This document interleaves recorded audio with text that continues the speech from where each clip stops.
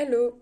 Après ma dernière vidéo sur les différentes tailles de spéculum, on termine sur ce thème avec une dernière vidéo. Est-ce que tu savais qu'en tant que patient-patiente, tu pouvais t'acheter un spéculum?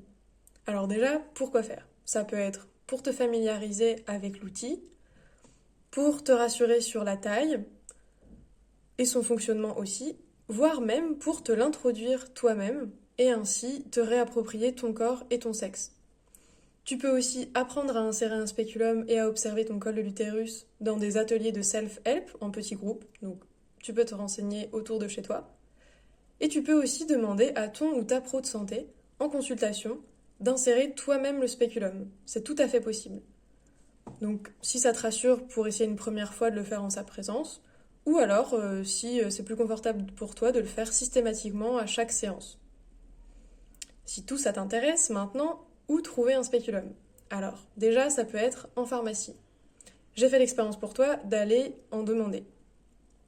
Tout d'abord, il n'y a pas besoin d'ordonnance, c'est en vente libre. La première pharmacie où je suis allée n'en avait pas, et la deuxième en avait un pour un prix d'environ 6 euros. On m'a pas demandé pourquoi, de me justifier, ni rien. Donc voilà la boîte, c'est donc un spéculum qui fait 33 mm. Donc si vous avez suivi ma dernière vidéo, il est plus grand en taille que les 4 tailles que j'avais présentées. C'est précisé à l'avant, ouverture de cette boîte par un professionnel de santé uniquement, donc ça j'imagine que c'est simplement pour se protéger.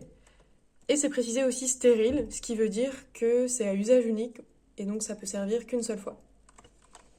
À l'arrière, c'est aussi précisé qu'il faut adapter le spéculum à la morphologie de la patiente. Donc ça c'est pareil, j'en parle dans la dernière vidéo. Bon, on voit qu'ils sont pas très inclusifs, ils utilisent un professionnel de santé, donc pour eux c'est forcément un homme et une patiente, alors qu'une personne à vulve n'est pas forcément une femme.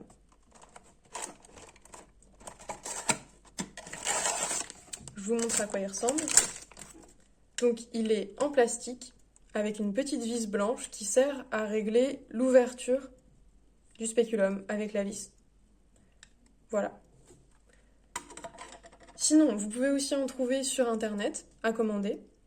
Et enfin, vous pouvez aussi demander directement à votre pro de santé. Moi, on m'a déjà proposé de me prêter un spéculum chez moi pour que j'essaye tranquillement chez moi. Donc voilà, vous pouvez tout à fait demander. Voilà, maintenant vous savez tout sur le spéculum. N'hésitez pas à commenter cette vidéo, la partager autour de vous. À très bientôt, merci.